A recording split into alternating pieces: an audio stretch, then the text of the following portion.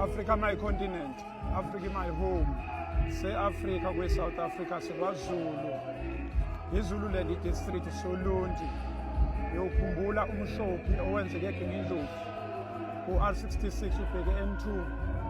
La kushayisene khona i-van nemoto eyihandile ebinabantu abawu-8 kwaphangalala abantu abayi5. Namhlanje umgqibelo sila Olundi. Into ke soyenza ke sizophelezela laba abadlule kuleyo ngozi leyo. Simo, usizi, umunyu, ubhalwe ebusweni kuwo wonke umuntu okhona la. Isikhathi 10:15 bayangena okuyibona abaphangalele kuleyo ngozi.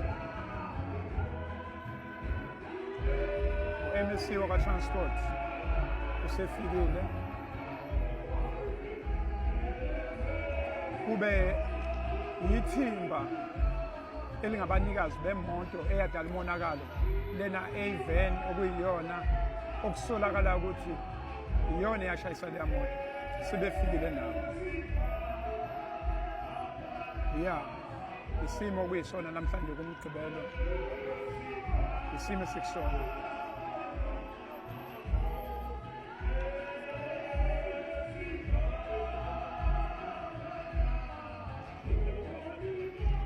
Umyalezo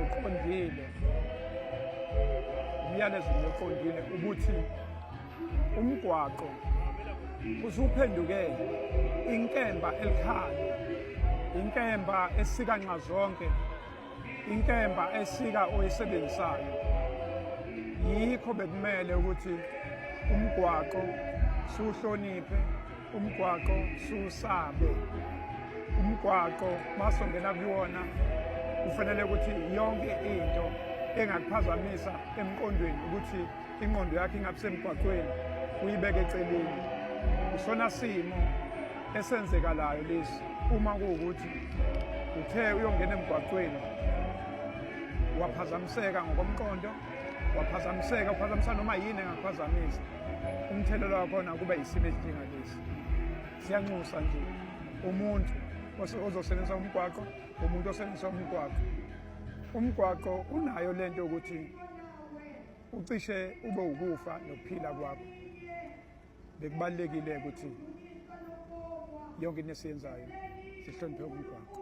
Sila namhlanje siSolundi. Uzokhumbula ukuthi umonakalo imoto bezimbili. Kunemoto ebinamalunga ayisishiyagalombili, kunenye imoto okusolakala ukuthi ibiyimbangela.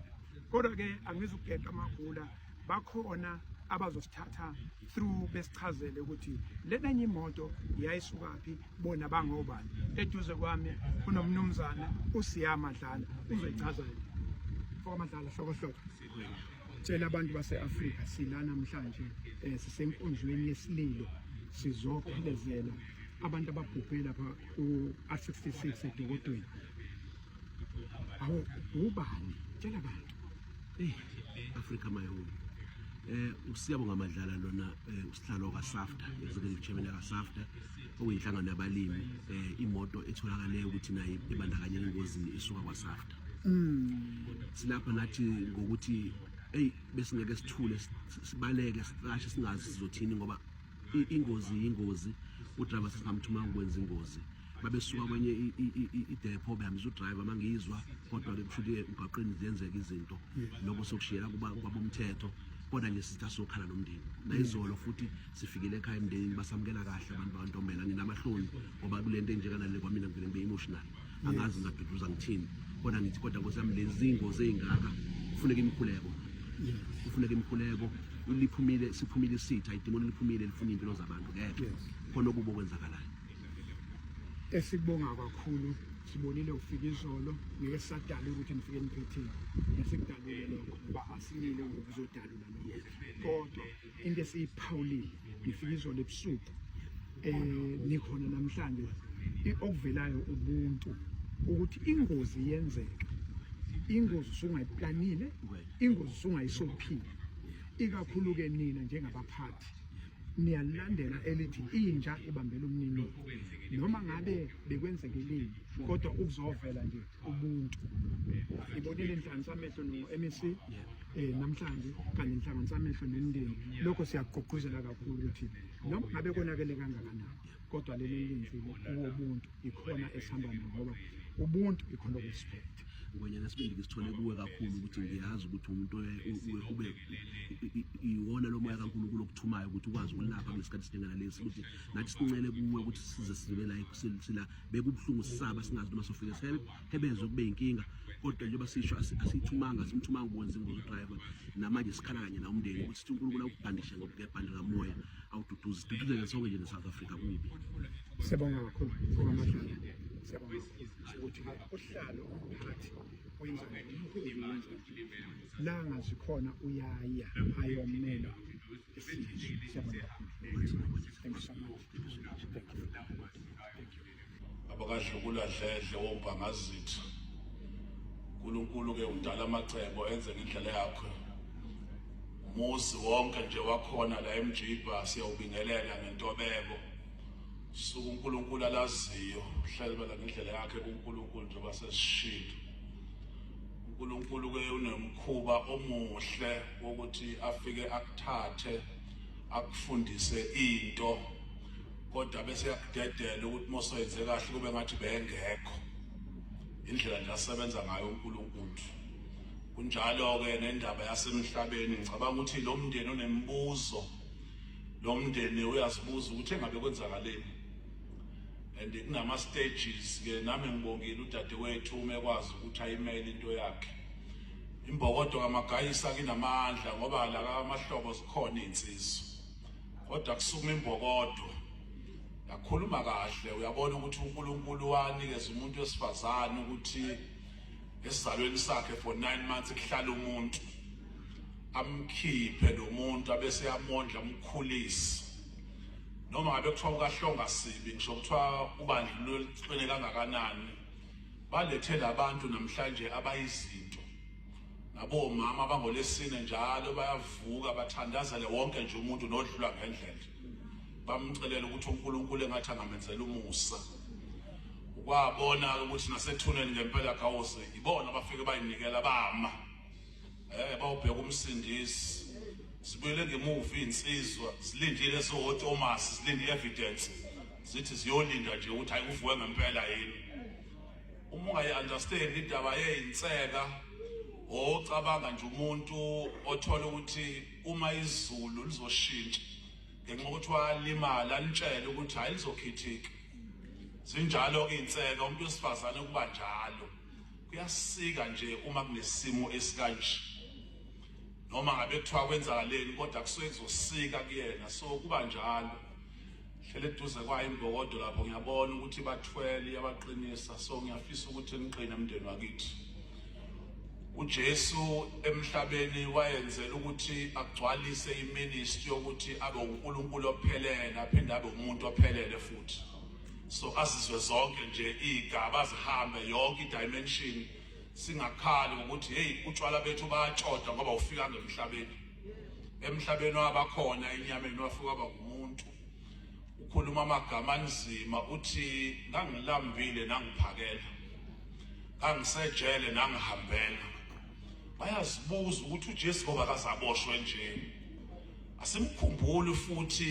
uJesu kwidimension yokulamba ifuna ukudla la kuthina kodwa uthi uma nenzela abampofu okuhle sikuqondene nami lotho so lo mndeni wakantombela uyababonga labantu futhi ngiyababongela on your behalf ukuthi njengoba nizobaqinisa namhlanje nenzela uJesu kuyokwaziwa kuyobalwa enkambisweni yenu ngelilanga ukuthi nake na ukukhumbula lo mndeni simo sabo kasihle njengoba uNkulunkulu nje andike njengoba ngishilo nje ukuthi ke kunezimpendulo abazozibuza ilifetime yabo bonke ngeke baze bayithola indaba esigigaba nje sinje awuyithola impendulo yakhona bayazodlukula bayazogawuzi nabafowethu lapho ukuthi Kwakwathi nami nje ngimile ngivele emsebenzini ngathola umcingo lokuthi uma wami umfowethu omdala nabashana bababili nomzala wami badlule bonke engozini yemoto.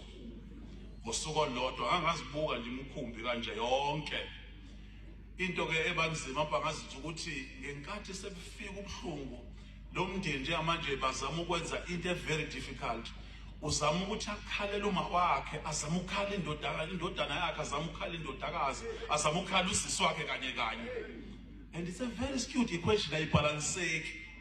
Namanje ngiyake izitshela ukuthi cishe ngimkhalanga kwanele umfowethu ngoba kangikhalela uma wami. Cishe abashana bami engibathanda don't think ngabakhalela bona. Kodwa uNkulunkulu uzonipha amandla. uNkulunkulu uzonizama, uyayidlulisa lesimo. Njengamanje kusehlobo kwabanye abantu kodwa kule mizi isebusika futhi kuyabanda. uNkulunkulu uyonenzela umusa bona kufika enye isizini ihlobo lenu liba lide. Bobe sebekhohliwe abantu banga understand. Kanti uNkulunkulu usekhumbula usiza abadlulisa kulona. So lemdeni uNkulunkulu ke uzoyigada futhi uNkulunkulu akazawadle kamandla omuntu. Is one God. Akasabi nandoda, akasabi namuntu, futhi akekho nje umuntu asuke ezomdlela amandla akhe. So kuyokhunjulwa nje kwiBook of Remembrance. Kuyobonakala kulesizukulwane mhlawumbe kube khona umuntu oba yistar nje abishooter. Into zakhe zihambe kangcono. Kanti mkhuleko yabazalwana nanokuthi lo mndeni wake wadlula kulesimo esikanje. Abanye babo sebeyimisinterpret ukuthi kwenzeni abantu bakaNtombela. Kanti uNkulunkulu uyawukhumbula wena owezwa inkosi ithi ukhona nophilayo emzini kaSawule engamenzela umusa. Ya ngenxa yomuntu nje okwangisiza wakuthi uJonathan igama lakhe. Manje kulela lizwe bekunendlela ukuthi inkosi ayidli nomuntu oyinyonga. Bamtshela ukuthi ukhona kodwa bambekela izaba kuthiwa hayi ukhona kodwa uyachuka. Uyinyonga lo muntu akakwazi ukuhamba. Futhi etafuleni lakho inkosi yakakwazi ukuqualify athi ngiyodla na isihlo lo muntu. Ngenxa kababu wakhe. Niqhubeke nimkhonza uNkulunkulu ungamyeki. uNkulunkulu wenza umusa akambula izinto kuye ngisho nje ukuthi enye into eyingifascinate kakhulu ubuhlungu uma kwenzeka iaccident abantu abadlula kuyona. Moyo oyingcwele ke wagcina enqinisekisa nje ukuthi hayi uNkulunkulu uma kwenzeka iaccident abayiboni abantu abasuke beqondene naye.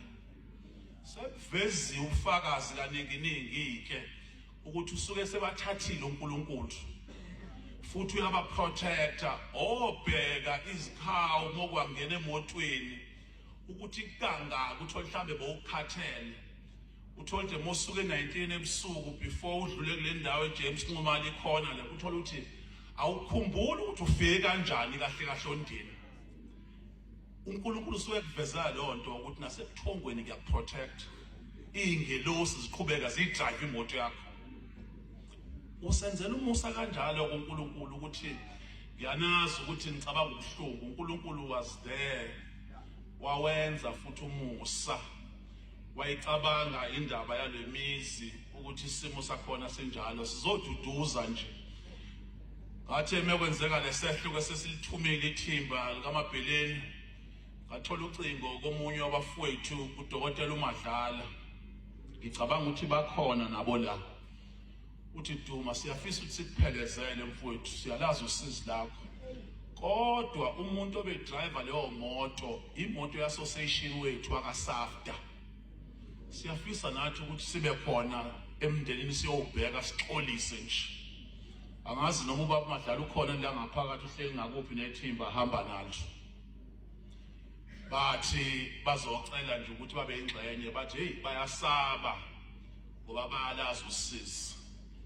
Bafundisa uma kwenzeka lama accident usehambeni nongalo omkhulu siyabonga kakhulu sihamba neambassador yethu lapho nje basibathulile nje abafundisa amachaplain. Uma kwenzeka lesimo kuyiqiniso ukuthi impendulo eziningi zisuke zizobuzwa. Udouble sensitive ke ukuthi ubani obekade wrong. ngiyazi ukuthi sikwesinye isimo manje emhlabeni ngenxa ye-technology uthi umndeni ungakatshelwa ngisho ukutshela sebeyaposta abantu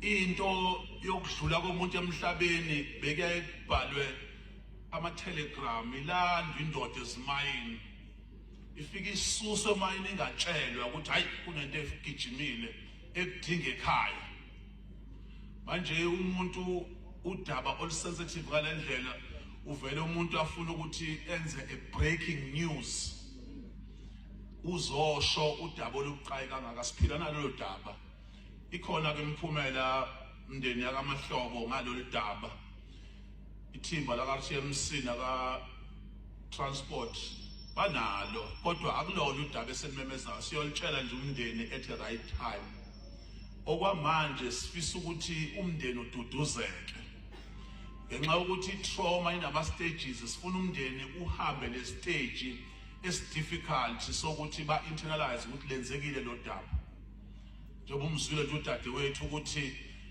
uma kuthiwa bengabe engamsikelela omunye bengafisi lo na 9 months adlule emhlabeni kodwa thina siyaplana ngokomqondo yethu uNkulunkulu usuke sedecided uNkulunkulu ke umuntu maze eyihluli engakafiki ngisho esibelethweni somuntu oyomlethe emhlabeni bese yambusisa enze yonke into umuntu ufika nje emhlabeni sibona lo suke kuthiwa seku9 months kuqalwe kabusha abese yabalwa kuthiwa 1 month ekade nawo 9 months leswini bese nikezwe iminyaka uNkulunkulu umbekile wamenzela yonke into udaba lethu ke lobuhlungu lunjalo kodwa sizoduduza nje umndeni ngiyabonga kakhulu kubaphathi bakalizwe bangaphela amandla izwe siphila kulona izwe eseyishintshile kancane imicabango yabantu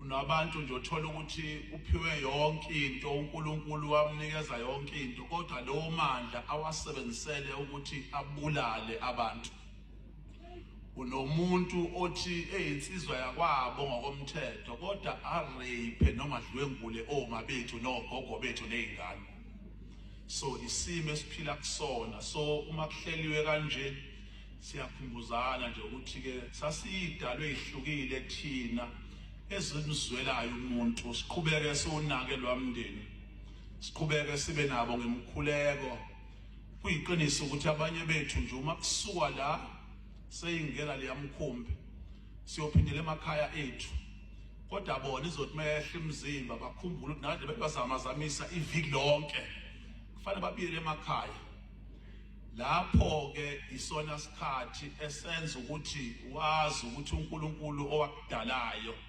uyena oma nawe nasothulini inkosi inkusisi